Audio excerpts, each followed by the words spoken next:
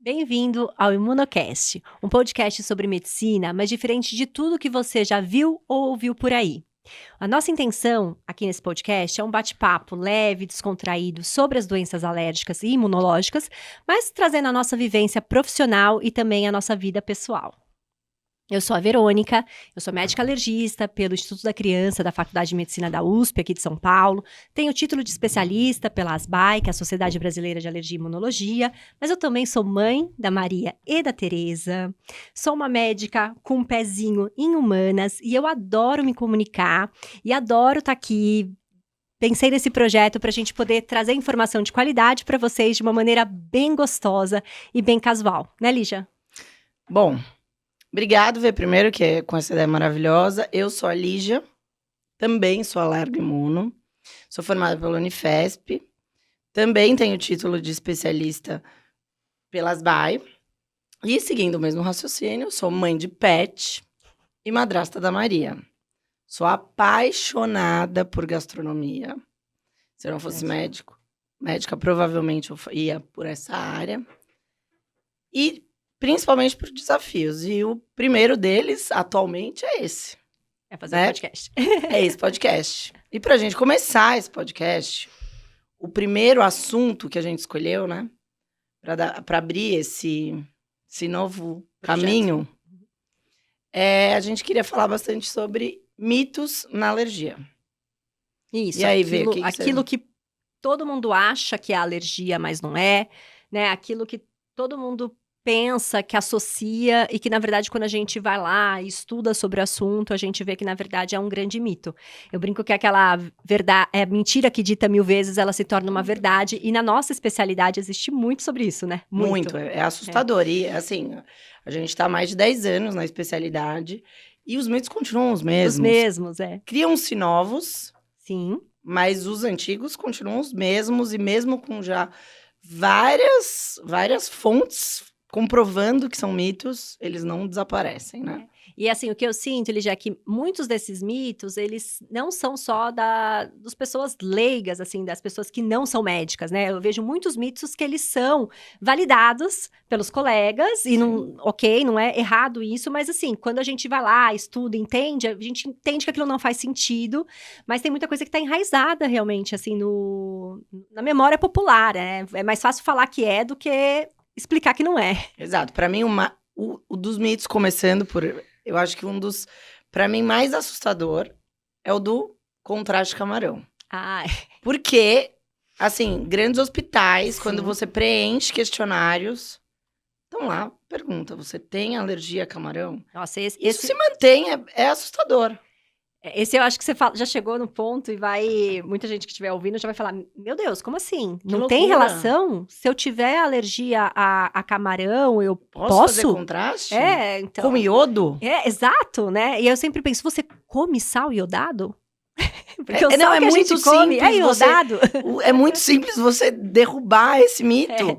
Mas quando você vai em grandes hospitais, bons hospitais, com essa pergunta, isso só... Valida, né? Valida. Aquela pessoa lê, que ela preenche um relatório, para quem nunca fez um exame de imagem com contraste, você preenche um relatório, né, de possíveis reações alérgicas, e tem lá, você já teve alergia, você tem alergia a frutos do mar? E assim, aquela pergunta que eu sempre olho para aquilo e falo, por quê? Por que estão perguntando isso? Perguntar se já teve uma reação alérgica grave, uma anafilaxia, enfim, até alergia a contraste existe.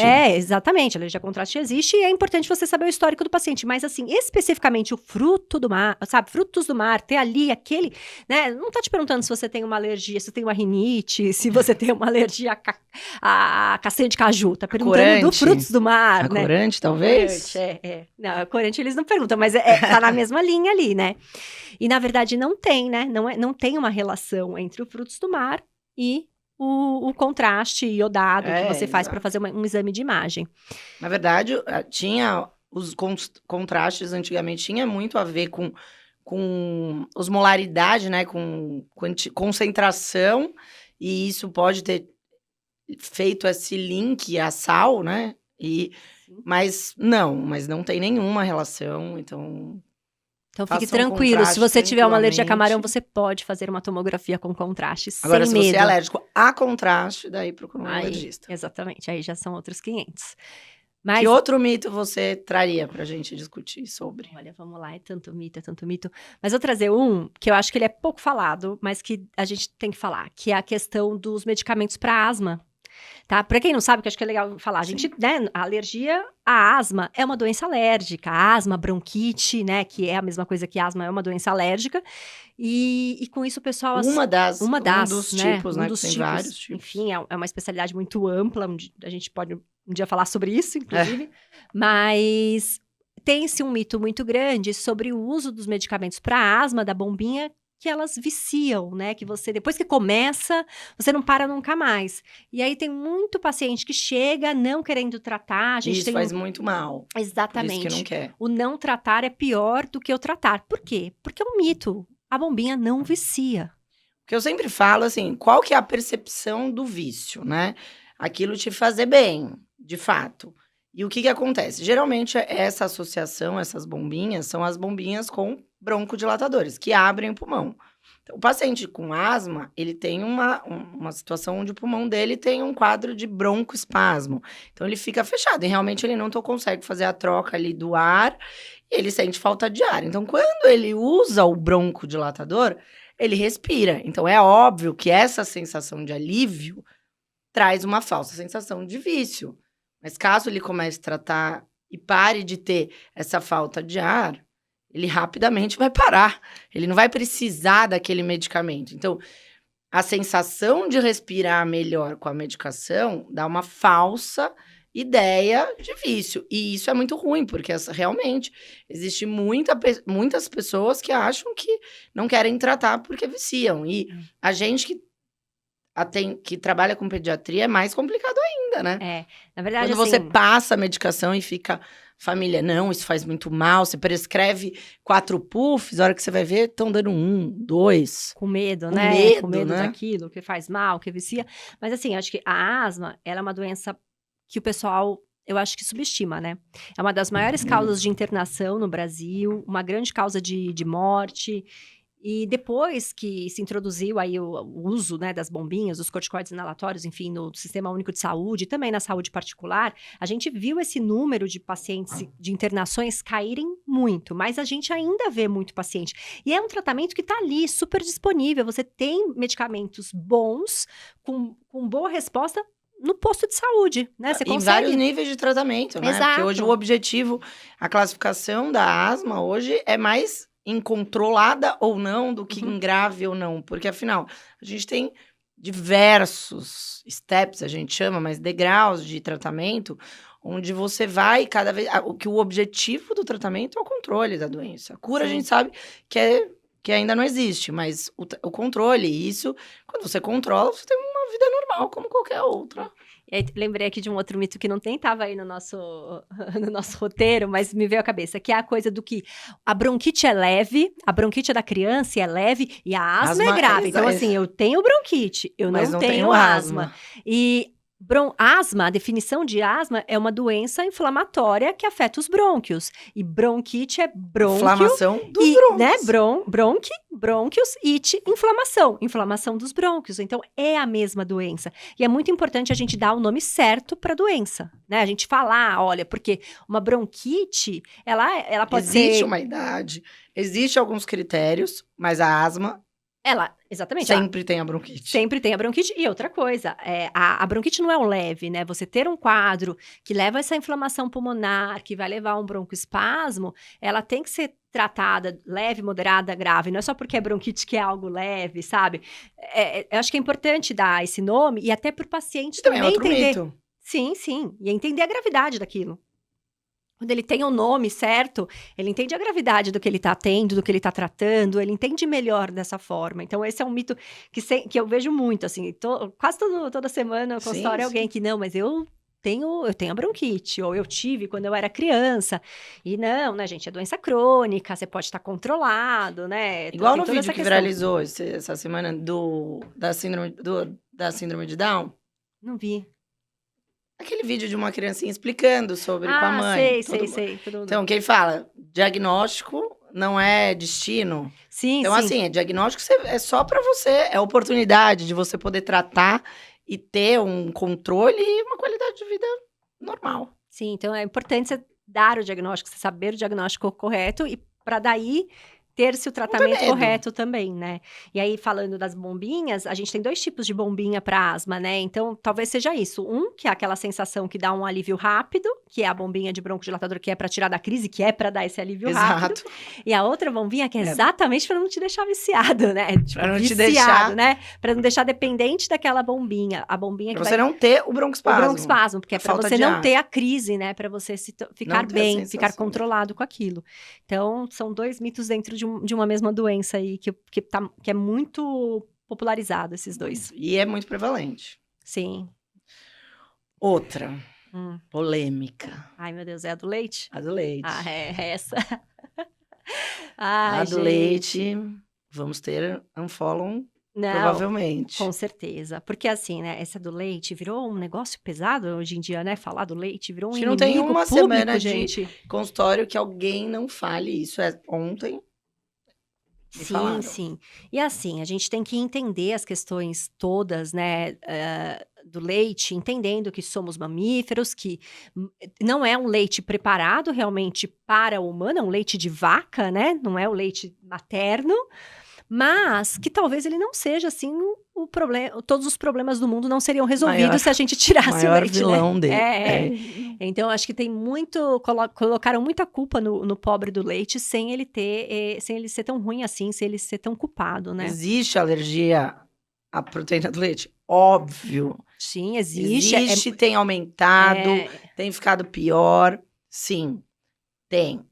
Existe intolerância à lactose? Também tem. Tem, realmente, a gente vê, e é mais fácil de fazer diagnóstico hoje em dia. Agora, o mito em cima disso é que aumenta a secreção, que desencadeia crises respiratórias isoladas por conta do leite. Isso, que E você crianças sendo restritas de leite por conta de uma asma maltratada. Isso. Então, a criança vai lá, ela começa a desenvolver um quadro de asma, né, bronquite, ela começa a chiar o peito, ou ela entra na escola, e aí ela tem várias infecções respiratórias, porque faz parte, né, eu falo que o primeiro ano de escola, ele beira o desespero, porque você não vê aquela criança sem um catarro verde no nariz, é um negócio enlouquecedor, você fala, da onde surge?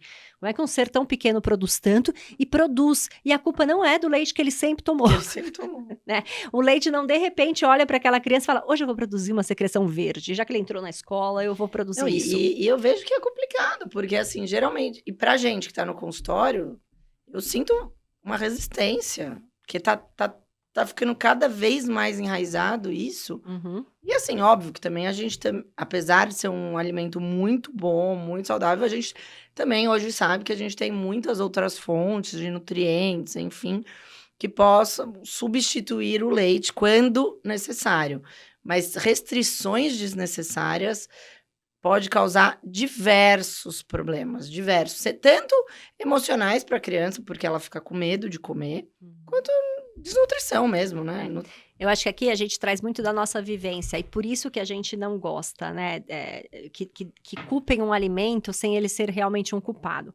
Como a gente trabalha com pessoas que têm realmente uma alergia e que se tiver contato com aquele alimento, essa pessoa vai desenvolver uma reação muito grave, que pode inclusive evoluir para um óbito, para uma morte, a gente entende a gravidade disso, né? E quando você fala que tudo é alergia, tudo é culpa do leite, tudo é alergia ao leite, você banaliza aquilo.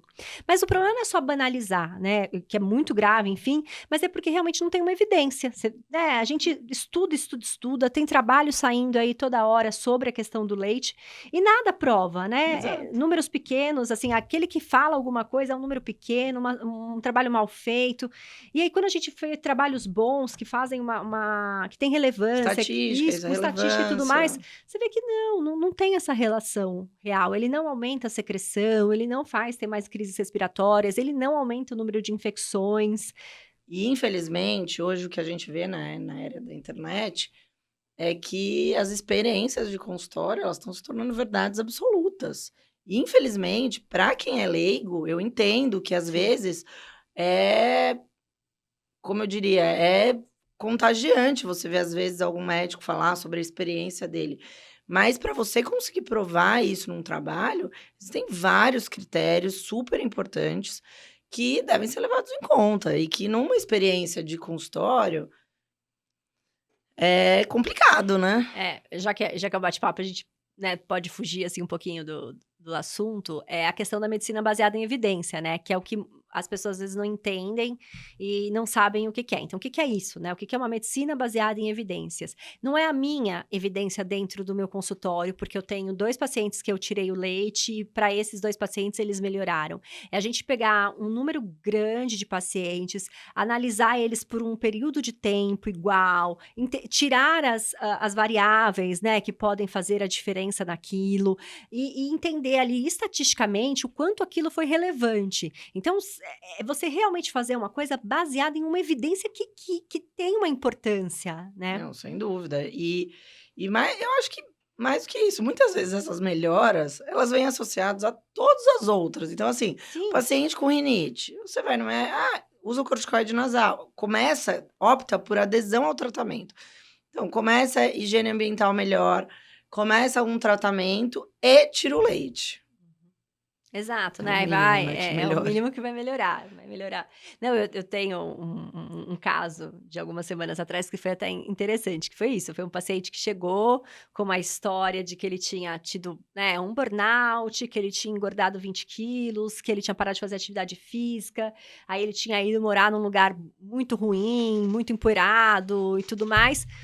E aí, um dia, um parente falou: olha, tira o leite da sua vida. E aí ele tirou o leite, e aí ele começou a tomar medicação pro burnout, ele voltou pra academia e tal. E aí, realmente, a vida dele melhorou. E a dúvida dele era: foi o leite? Eu falei: poxa, mas você tá me respondendo. Né? Você não voltou pra academia, você mudou de casa, você começou a ter uma vida melhor. Poxa, por quê? Porque o leite, né? Você tem tantas outras variáveis aí que fazem mais sentido na melhora da tua vida. Mas assim, tudo bem, vamos ver se é esse leite ou não. Vamos reintroduzir.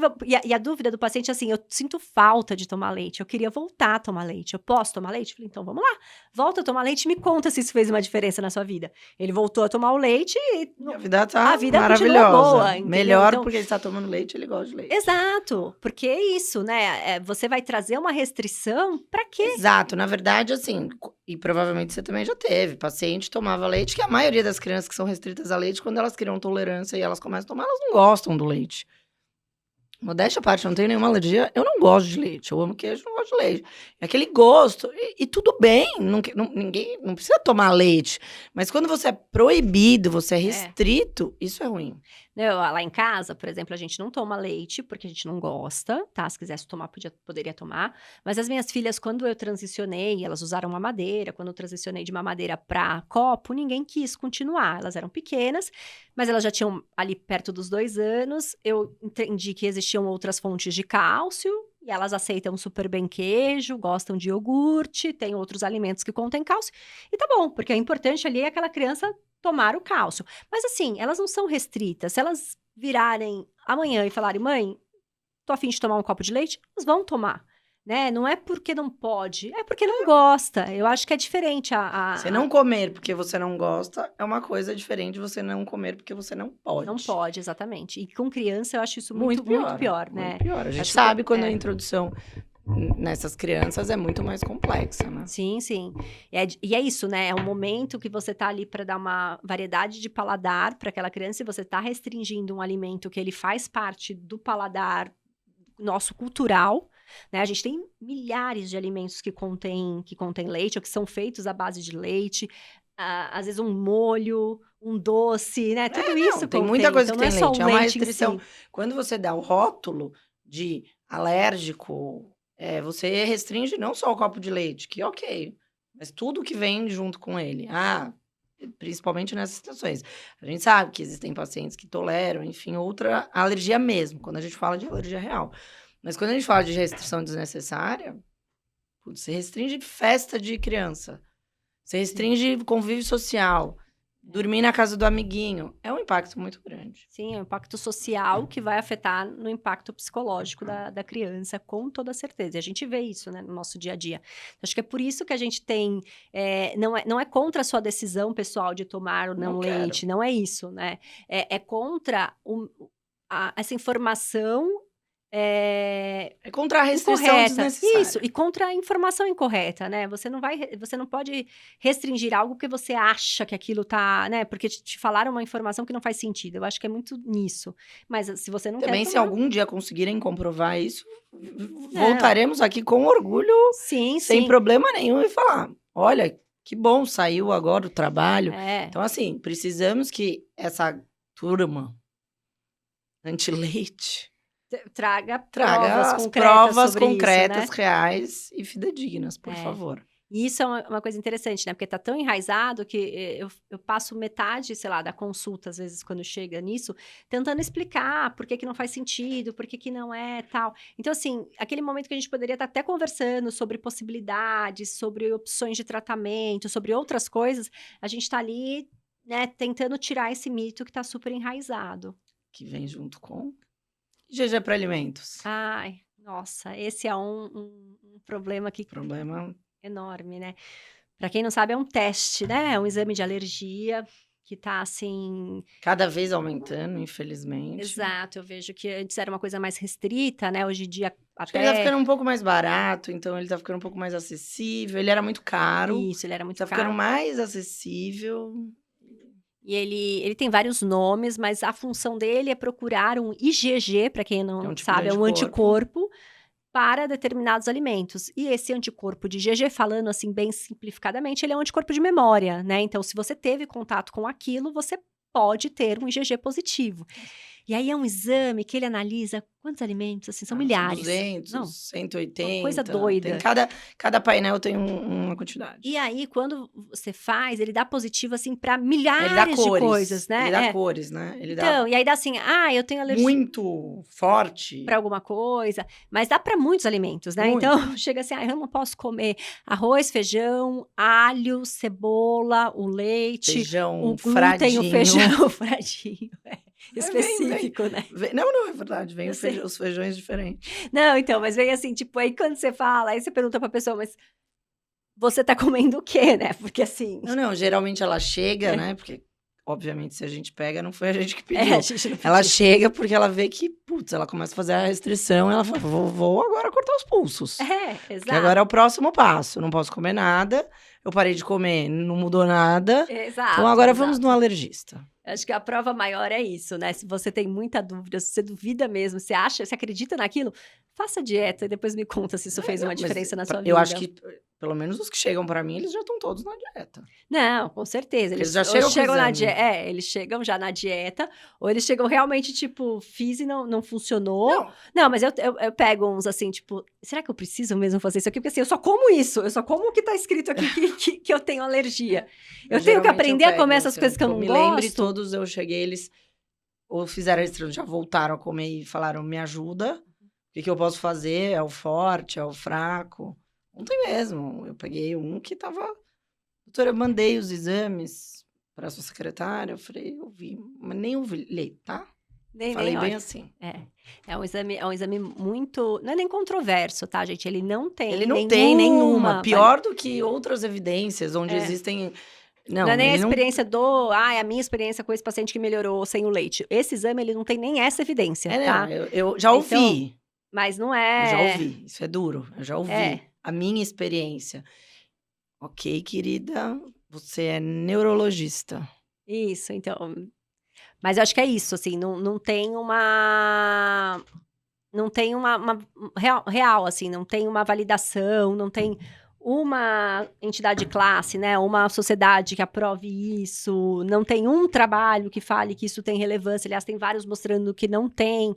Então, é realmente um exame que é ótimo para quem, assim, ele é muito bom de se vender, né, porque ele mostra muito, né, quem ele dá, as pessoas querem uma resposta, né? Então ele daria uma resposta, mas é uma resposta completamente real, né, então não faz muito sentido e é um exame muito caro, tá barateando aí, mas mesmo assim continua muito caro. e ele não é coberto por nenhuma seguradora de saúde, pelos convênios, então assim, fica difícil. Você Dificilmente gasta o será, seu dinheiro, galerinha. literalmente você joga o seu dinheiro no lixo, né? Com Exatamente. uma coisa dessas. Então, GG é complicado. Mas falando de alimentos, assim, eu acho que dos mitos da alergia, os alimentos são os mais, né? São recorde. É. Até porque tudo que é de pele, vermelho e coça, é alergia, né? É muito engraçado. Hoje a gente tava vindo e a gente... Eu tava falando, quando perguntam, você é pediatra, alergoimuno, sempre tem uma criança na família e sempre tem alguém com alergia. E daí a gente tava esperando o carro, e daí o manobrista perguntou, doutora, você é médica?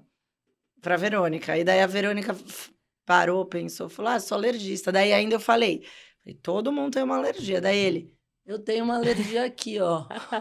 E hoje de manhã também, eu tava trabalhando, uma colaboradora veio, doutora, tô com uma lesão branca, minha família tem vitiligo. Eu falei, olha, marca uma dermato, seria melhor? Porque, né? Porque tem muito essa associação. E daí, Sim. tudo que é vermelho, coça é alergia, e tudo que é vermelho, coça é alergia a alimento. Alimentar, exatamente. Eu acho que assim, não é que não seja, pode ser, sim. né? Não é que não deve ser pensado, mas assim, não é que é uma verdade absoluta. E muitas vezes é exatamente de novo, é aquela história que aí chega, E a é gente muito mais mostra prevalente que não outras é, causas do que exatamente, alergia. porque existem, né? É assim, aquele exemplo básico do alergista, né? Que é uma lesão chamada urticária. Que a urticária, para quem não sabe, é uma lesão que ela se eleva na pele, ela coça bastante, ela migra pelo corpo, então ela não é Desaparece pra um fixa, né? lado, Vai para um aparece do lado, vai para o outro. E ela, do mesmo jeito que aparece, ela Ela desaparece. E ela melhora com o uso do antialérgico, né? O antialérgico normalmente melhora bastante. Então, essa é a definição, lesão. assim, da lesão. E aí, é uma lesão que ela é associada a processos alérgicos, todo mundo pensa, Sim. né? E ela é realmente uma lesão Bem prevalente nos quadros alérgicos. porque ela vem da liberação de uma substância chamada histamina, que é uma substância associada às alergias, mas entendendo a fisiopatologia, e eu não vou dar aula de fisiologia aqui, mas entendendo isso, a histamina, ela não é exclusiva de processos alérgicos, existem outros ela tá dentro de uma mecanismos. célula que ela pode ser liberada por outros mecanismos. E o mecanismo mais comum no processo da urticária são principalmente na faixa etária pediátrica. mas assim, nas infecções, nas urticárias agudas, né? Sim. São infecções. E infecções... Criança tem uma por mês. E infecções virais, né? Sim. Então, e muitas vezes no adulto eu acho até mais difícil, porque também é infeccioso a maior prevalência, e você nem sempre evolui com uma doença, né? Você não tem a febre, você não tem o nariz entupido. Então, às vezes é um vírus que passou pelo seu corpo, ele só fez a urticária. Ele ligou o botão errado. Exato. E aí teu corpo eliminou ele também, mas ficou aquilo. E assim, entender que aquilo foi só um episódio causado por uma causa infecciosa. E aí, esse eu acho que é aquele mito que os colegas acabam ajudando também a espalhar por aí, sabe? Que puxa o do principal, o corante. Não, o corante, exatamente. Como se o corante fosse a principal causa. Geralmente esse paciente, porque daí do vírus, por mais que você tome antialérgico, você fica preocupado com o que você comeu, mas isso fica indo e voltando alguns dias. E do mesmo jeito que veio, vai assusta, embora. Né? Todo mundo que tem uma urticária, que é leigo, olha aquilo, o que você pensa? Que vai evoluir para fechar a glote, né? Que você vai ter um caso grave. Então, assim, vamos levar para avaliar, e acho que tá certo. Né? Mas aí, a partir daquele momento que se descartou, eu acho que é sempre você parar e pensar se faz sentido aquilo, né? Mas eu parei de comer tô comendo tudo sem corante, agora ele continua voltando. E assim, poxa, o corante, gente, tem corante em tanta coisa, será que você conseguiu tirar tudo? Você já viu algum alérgico a corante? Não, nunca vi um alérgico a corante. Também. E aí eu acho que vale uma ressalva, não é que corante faz bem, não tô mandando ninguém tomar é isso corante, que eu sempre falo, ok, você tá sem corante, continue, porque não faz bem. Maravilhoso, porque não faz bem pra sua flora, né, pra 1000 questões de sistema autoimune, imunológico, e que seja, mas não por uma questão alérgica. Não é o corante que está desencadeando aquele quadro. Nunca vi uma alergia a corante. Também não vi. Pode existir? Pode existir. Mas é muito raro. Então, raro, assim, a gente tem alguns corantes, por exemplo, a tartrazina. Até agora lembrei que eu já vi, sim. Já vi um amarelo, mas assim, é um caso dentre milhares que chegam ali no dia a dia culpando o corante por aquilo.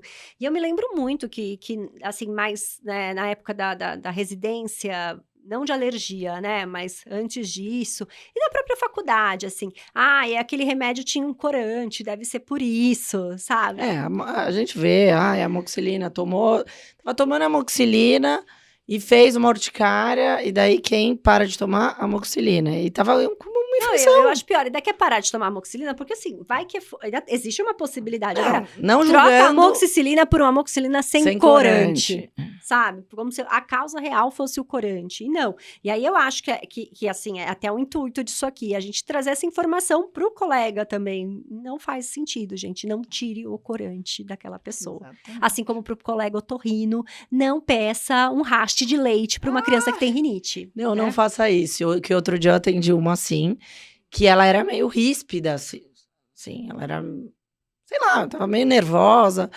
E daí ela, então por que o otorrino me mandou? Por quê? Ele comia, tomava leite normalmente. E daí ele pediu, era uma rinite, exatamente isso. E daí ele mandou parar de tomar leite e mandou. Falei, mas tomava leite, há 2 semanas atrás tomava leite. Teve alguma coisa? Não, não teve, então não é. Então, por que você... Por que ele me mandou, então? Falei, bom, daí você tem que perguntar pra ele, né? Não, Exato. Aonde que ele eu viu estou isso, te né? dando o diagnóstico que ele não é alérgico a leite. Ele tomava... Ter anticorpos, né? Que no caso o GE, para algum alérgeno, significa sensibilização. Então, em algum momento você entrou em contato, fez ali uma resposta imunológica, você tem um anticorpo. A alergia, você tem que ter reatividade clínica, você tem que ter clínica de alergia. Ué, tu comia, tomava, não tinha nada, segue a vida. É um mantra, né? Esse é um mantra que eu levo desde a residência, que exame de alergia não faz diagnóstico. Quer dizer, ter um exame positivo não significa que você é alérgico. Você pode ter um exame positivo e comer aquele alimento sem menor problema, então você vai continuar comendo. A gente não vai restringir ele por conta disso, por conta de um exame positivo, né? É um mantra ali do dia a dia. É um mantra. E eu acho que, assim, falando de medicina, né? A clínica é soberana. Então, assim, exame, que chama exame complementar. Por quê? Ele complementa, ele não dá o diagnóstico. É óbvio que é uma ferramenta maravilhosa, graças a Deus.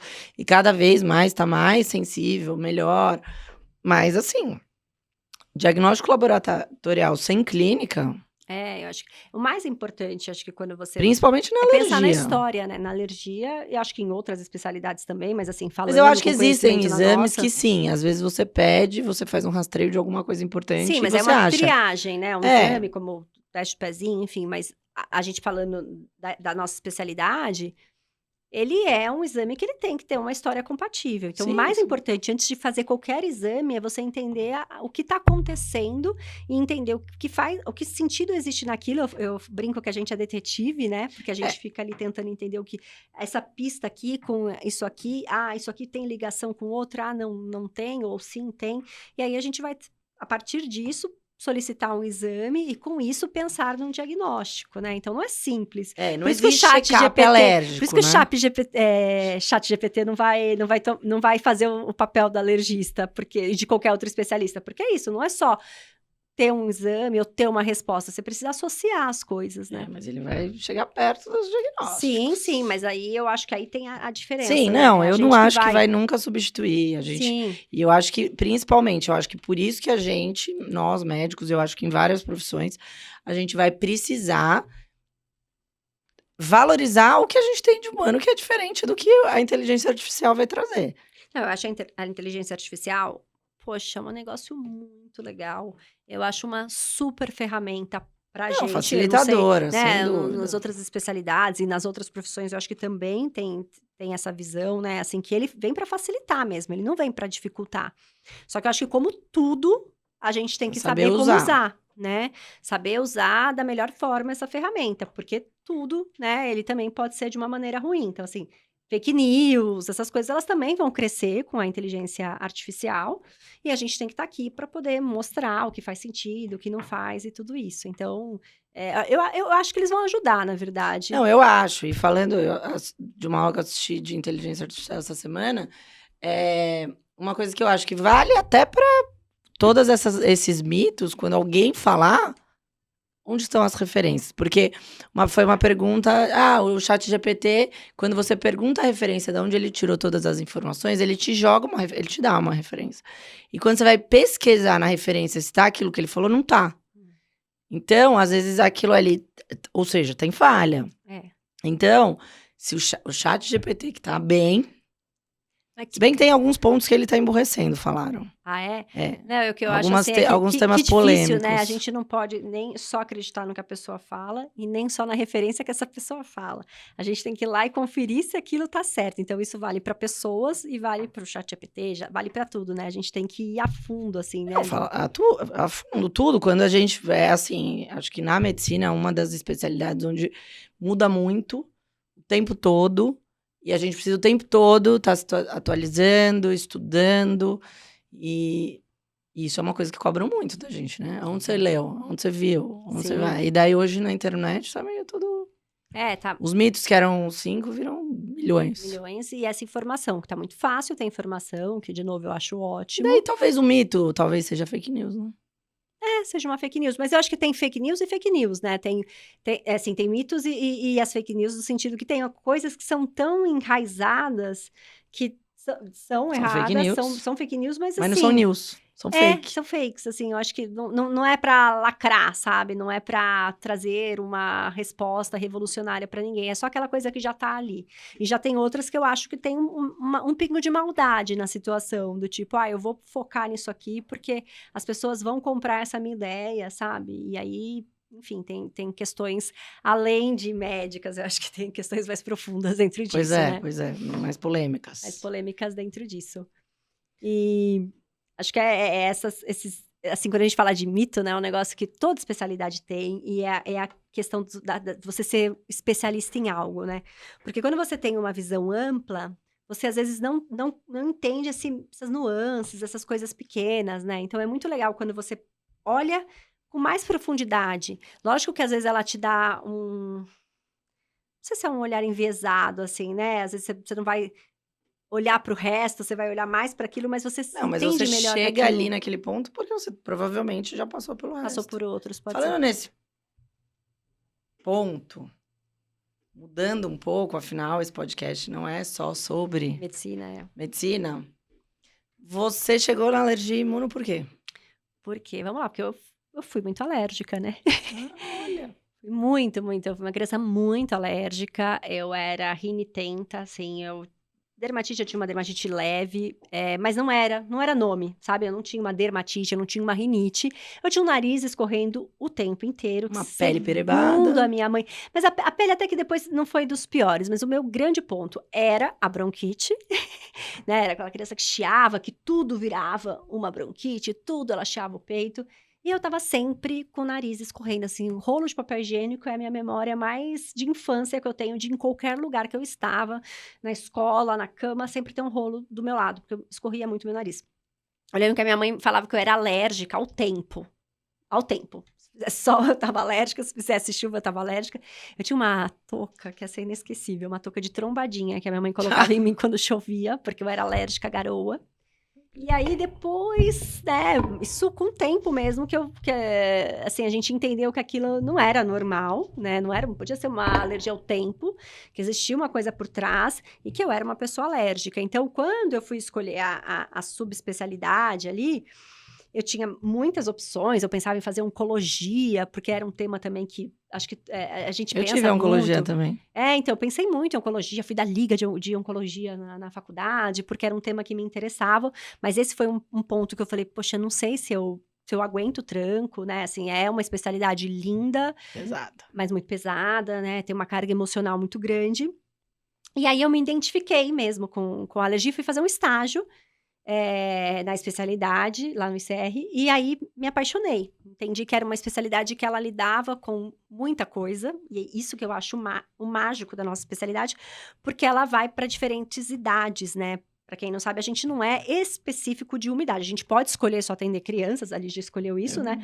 Mas a gente a gente lida com doenças que elas caminham ao longo da vida, porque elas são doenças crônicas, tanto dentro da alergia quanto dentro da imuno. Então, eu gostei daquilo, eu gostei de não ficar focada apenas em uma faixa etária, assim, sabe? Em poder Abrir o tratar todo leque. mundo, abrir o leque. E aí, como eu tinha essa vivência, sabia que dava para viver uma vida boa, sem alergia, que existia tratamento. E exatamente isso, eu acho que são doenças, às vezes, subestimadas, né? Que as pessoas não tratam, que as pessoas não levam em consideração. E eu fui me apaixonando. E aí eu virei uma super apaixonada pela alergia. Hoje eu sou muito, muito apaixonada mesmo. E você?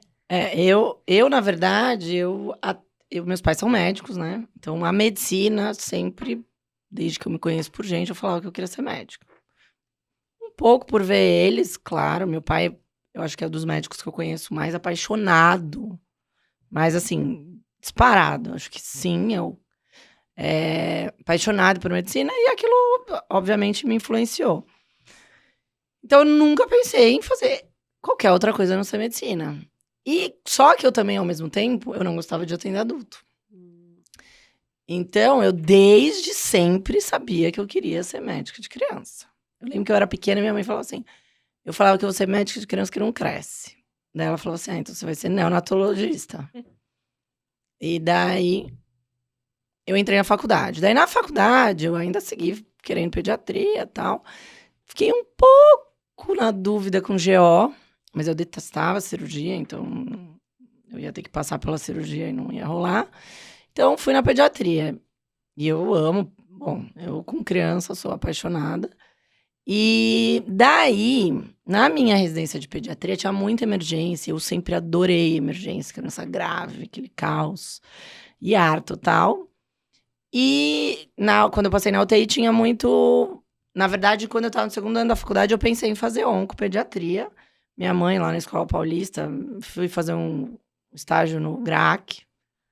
Foi o suficiente para eu falar, no way, não dou conta. E daí fui na pediatria, comecei a ver casos de cardiopatia e tal. Eu falava, putz, é uma área bem ampla, né? Posso fazer imagem, posso fazer eco, posso fazer hemodinâmica, posso fazer tudo. Então, vou fazer cardio e depois eu decido. E daí, fui prestar prova de cardio, detestei eu respondendo as perguntas de cardio. Falei, não quero mais cardio. E daí, já tinha passado todas as residências, só tinha sobrado. Olha. E daí, eu pensava assim, bom, se eu desistir, o que eu posso usar no consultório de pediatria? Alergia imuno.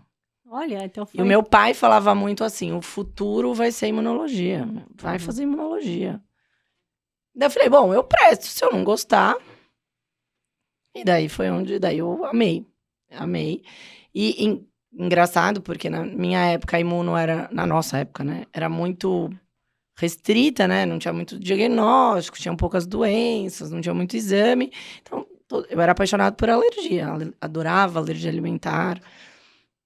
E daí, no nosso caminho, no trajeto, eu fui mudando os prazeres da especialidade. Mas a gastronomia que você falou lá no começo, você nunca pensei, porque eu acho que não tinha, né? A gente não tinha. Né? Pelo menos no colégio que eu estudei, tinham três profissões. Eram medicina, engenharia e direito. Então, não tinha esse leque. Apesar do meu irmão não fez. Meu irmão não fez medicina. O meu irmão foi fazer arquitetura. Então, assim, na verdade, eu não saí. Era tão certo que eu queria. E eu nunca pensei. Hoje é o meu hobby, óbvio. Sim. Não, porque é isso também, eu acho que a gente não precisa... A gente escolhe a profissão muito cedo, né? Muito. E aí, é uma coisa que a gente vai levar pra vida. A medicina em si, eu acho que é uma profissão que é muito difícil você abrir mão dela depois, né? Muito. Tem outras profissões que eu vejo o pessoal trocando de profissão, mudando, indo pra outras áreas com mais facilidade. Eu acho a medicina muito difícil, mas eu também acho porque a gente entra nela mais decidido, né? Não é assim uma coisa tão, entrei por entrar. Mas eu acho que ela tá difícil. Eu vejo pessoas mais frustradas.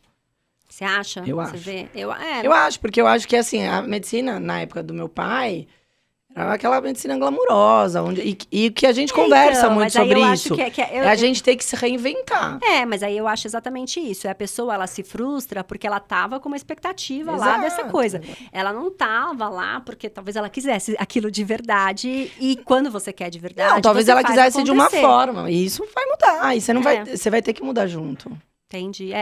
Eu penso assim, eu acho que quando a gente gosta muito de uma coisa, a gente vai se reinventando. Isso vale para qualquer profissão. Sim. Então, a gente vê aqui, a gente está num podcast, né? Quem trabalha com comunicação, né? Olha quanto de coisa que já teve que fazer. Jornalista, que jornalista, acabou revista, jornal. Isso. Acabou não, né? Não, Diminuiu mas praticamente absurda- não tem mais revista física, né? E aí teve que se reinventar. E pra gente também. E aí eu vejo um monte de jornalistas, assim, fazendo coisas muito legais, né? Pegando esse exemplo, indo pra outras plataformas. Eu acho que pra gente é meio que isso. Se a gente ficar também só pensando naquela medicina... Aí eu acho que não tinha nem Não, que começar, sim. porque as coisas, elas Mas eu mudam. acho que, então, precisa mudar na formação. Tá. Porque a formação ainda é muito... Assim, acho que mudaram-se muito as questões de currículo, dessa parte educacional em algumas faculdades. A minha, por exemplo, era um currículo tradicional. Sim. E antes de eu sair, eu não peguei, mas as turmas anteriores pegaram o PBL. E daí muda a forma de se ver. Então, eu acho que, assim, precisa mudar a formação. Sim. Eu acho que precisa mudar a formação, precisa reestruturar muita coisa. Tem muita coisa que a gente aprende, que a gente não aprende, na verdade. Não né? aprende. Isso até para escola normal, eu acho que escola, colégio, Exato, né? colégio, formação Formação infantil. da pessoa, como, né, o que é um imposto, quanto você paga de imposto, né? Eu lembro que quando eu fui pagar o primeiro imposto, me falaram que eu tinha que abrir uma empresa, um CNPJ, eu falei, mas é médico não é uma empresa. Por que eu preciso ter um CNPJ? Ah, e quer dizer que o que eu ganho eu tenho que dar aqui. Isso é óbvio. Não, pra mim não era óbvio. Pra mim não era. Eu não sabia que meu pai dava Exatamente. isso. Eu não tinha entendido. Sabe, não é uma coisa tão óbvia assim. E aí você entende que, né, são coisas que você deveria ser, desde criança, eu acho que passado isso ali. E me fala uma coisa, na tua vida, assim, você já viveu alguma questão com alergia? A tua especialidade já te colocou... Você Zero. já esteve do outro lado? Zero, alergia zero. Sou a pessoa com menos alergia que existe, eu acho. Nunca Zero alergia, assim. Óbvio, São Paulo todo mundo tem rinite, mas uma rinite não é alérgica. Até fiz testes recentemente, porque eu tava validando e eu fui o controle negativo, e não tenho nada. Tenho zero alergia, nem a remédio. Então, na tua casa não teve a experiência do caso de Ferreira Espeto de Pau? Meu irmão tinha uma hipertrofia de adenoide, então ele tinha muito sintoma respiratório alto, mas que operou e tirou. Ninguém, asmático, nada. Nada. Lá em casa, além, né, família eu sou alérgica, meu pai era alérgico também, e aí eu tive as meninas, né, eu tenho uma filha com dermatite atópica. Então, daí agora a minha experiência é que a Maria, minha enteada, ela é super alérgica e terrivelmente ao meu cachorro. Então, a gente vai começar a imunoterapia para ela. Então, eu tenho uma filha com dermatite atópica, que ela teve uma jornada dentro, né, das doenças alérgicas. Ela foi uma alergia à proteína do leite de vaca IgE mediada, então... né, Teve ovo também? Depois ela teve a ovo, alérgica a ovo. Hoje ela é tolerante tanto ao leite quanto ao ovo, ela pode comer os dois alimentos, mas ela persiste com a dermatite atópica. E é uma dermatite que está controlada, a gente tem momentos de crises, né, tem férias na piscina, essas coisas sempre dá uma descompensada, mas a gente lida bem com isso, ela sabe do quadro dela e tudo mais, né. É bom que a criança adere mais do que os pais, né? Eu a acho Maria, que quando ela começou, na verdade, ela não tinha muito contato com o cachorro. E daí, quando ela começou a ter contato com o cachorro, ela não tinha nada. E acho que foi nessa virada de férias, assim, ela pegou o Cadu, colocou a mão no olho dela... Um monte. Não, assim, fez parecia uma celulite. E daí a gente foi investigar e começou a piorar muito. E daí a gente pede pra ela, não põe a mão e põe a mão no... Você acha que ela adere mais? O que eu acho que... Eu acho que a criança faz o tratamento melhor porque os pais estão mais de olho. Eu acho que eu sou melhor com elas do que comigo. Por exemplo, quando eu tenho que fazer, eu sou pior. Ela tá mais... Não, a gente fala, sempre que vai, o pai fica em cima, falando, não, põe a mão, lava... Mas ela hoje já meio que, às vezes, eu percebo que ela passa a mão nele e vai lavar. Tá, então...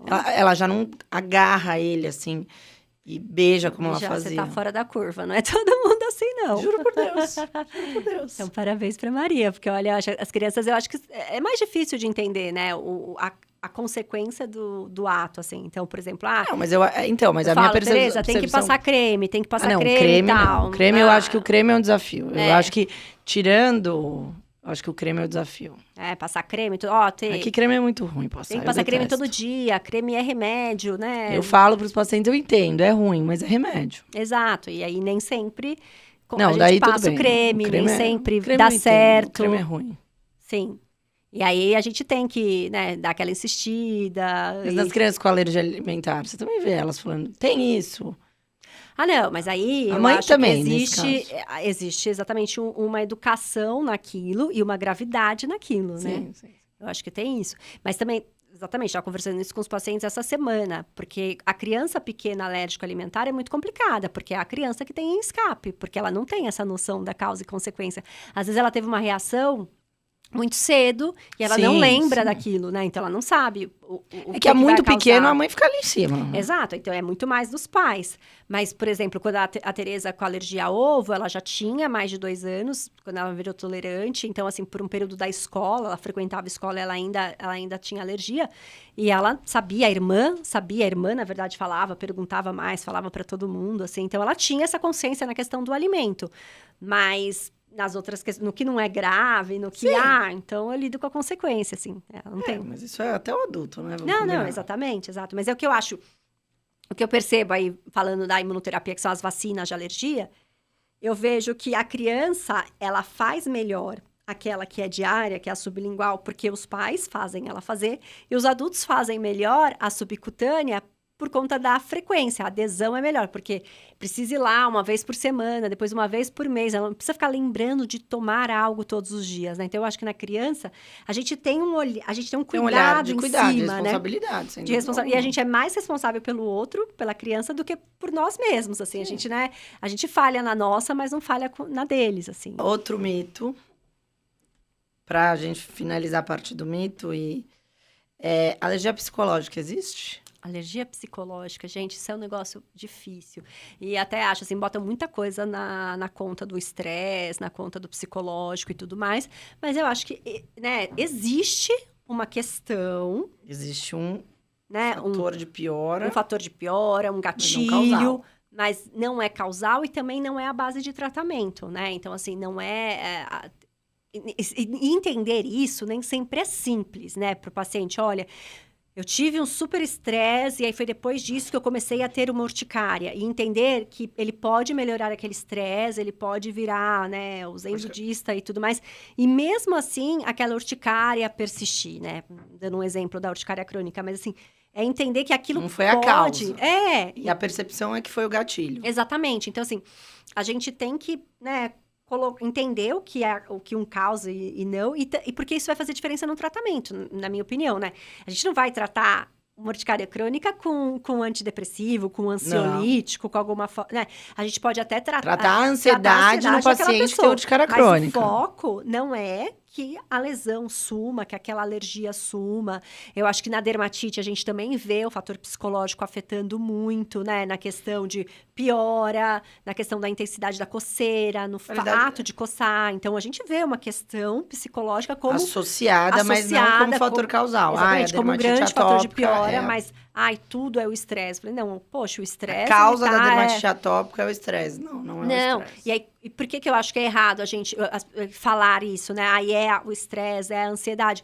Porque aí a gente não foca no que a gente tem que focar, né?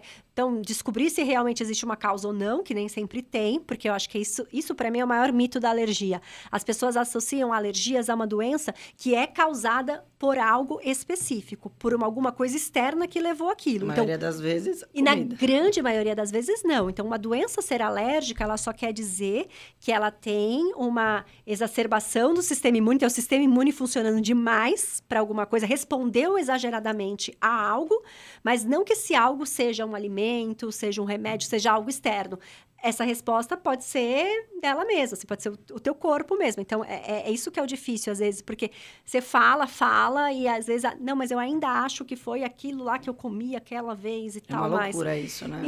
Né, eu falo, não, tudo bem, Isso você cria pode uma continuar ansiedade achando, absurda. A gente mas já assim... tem tantos gatilhos de ansiedade. Exato, Né? e aí é isso vira também um gatilho de ansiedade, mas é você entender por que a gente não gosta. Ai, mas ela não tá falando do leite, né? Elas estão falando do leite, elas estão falando do estresse, tudo é mentira. Não é que tudo é mentira, é porque a gente tem que focar no que é certo, né? No que realmente faz sentido pra gente tratar da maneira adequada aquilo. Que melhora geralmente tudo, né? Exatamente. Eu falo, por exemplo, na dermatite atópica, é a questão alimentar, né? Que o pessoal associa a alimentos. E aí, aquela criança também, de novo, restrita para vários alimentos. Existe dermatite atópica com a alergia alimentar? Existe, mas é o raro, é a exceção, né? Não é o todo mundo. E aí, a gente vê também, múltiplos alimentos é muito raro. E a gente vê isso no nosso dia a dia, aquela criança que já tá sofrendo, já tá coçando, já tá com lesões, já tá recebendo bullying na escola e ainda não pode comer 5 alimentos que ela comia, que ela gostava de comer. Não, dermatite então, atópica, que vida é essa, eu né? acho que deve ser uns 4 episódios. Não, dermatite atópica dá muito episódio mesmo. Dá muito. Mas foi bom para começar hoje. Foi ótimo, foi ótimo. Bom, para falar sobre o que a gente quer saber dos nossos convidados, porque nosso podcast, esse foi para nos apresentarmos. Nos próximos terão convidados.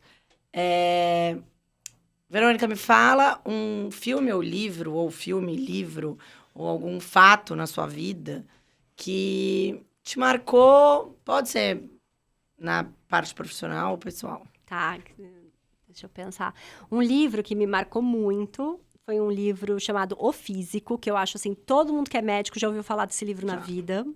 Né? É um livro, o autor chama Noah Gordon. Ele já escreveu vários livros, todos são excelentes, mas esse livro em especial, ele fala de um menino, de um cara que se torna médico na Idade Média. E ele vai lá para o Oriente Médio estudar, porque na Europa não era permitido ser médico, né? Então é uma jornada, assim... E você entende o amor pelaquela profissão, o quanto era difícil, o quanto as coisas eram difíceis naquela época, e mesmo assim era possível mudar a vida das pessoas. E aí ali é muito legal, é isso mesmo, assim, porque no fim são sobre pessoas, né? Eu acho que a medicina são sobre pessoas para pessoas e como a gente pode melhorar a vida delas. E nesse livro ele me marcou muito, eu estava na época no 2º ou 3º colegial, não me lembro, e ele me deu aquela força de falar, eu sempre quis ser médica, desde muito pequena, eu sempre falei que eu seria. Mas ali eu acho que eu falei, poxa, eu acho que eu quero muito, e esse livro foi que me deu uma força. E aí, pensando, me veio agora aqui um fato super pessoal, que eu me lembro que marcou minha jornada, porque eu sempre gostei de comunicação e tudo mais. E aí eu tive uma pessoa da minha família, assim, que falou pra mim que eu não deveria ser médica, que eu deveria ir pra outra área, que eu deveria ir pra área da comunicação, porque eu não levava jeito pra ser médica. E foi na mesma época que eu tava lendo esse livro, eu falei, não, por que eu não posso ser médica? Agora que eu vou ser médica. Pois é. E eu vou ser das boas ainda, sabe? Pois é, olha que loucura. Então, assim, também tem isso, né? As pessoas colocam, rotulam a gente, o que é. Você ter cara de médico, você ter perfil de médico. Essa história, eu estudei num colégio extremamente conservador na Zona Leste. De padre, cheio de... Enfim, hoje eu acho que até mudou um pouco. Tenho amigas que têm filhos lá. Mas, enfim, a minha... experiência foi essa. Eu queria ser médico e eu nunca fui aquela pessoa de sentar e estudar horas a fio, que a gente chamava de nerd, na faculdade a gente chamava de lontra. Nunca fui. E eu sempre estudava, estava na média acima da média quando estudava, e tudo bem. E daí, quando chegou na fase do colegial, o padre, que eu não vou falar nomes... porque meus amigos amam. Ele falou, quem quer fazer medicina aqui? E daí eu fui uma das que levantou a mão. Daí ele falou assim, quem tira acima de 9? O resto, abaixa a mão e escolhe outra profissão. Olha isso.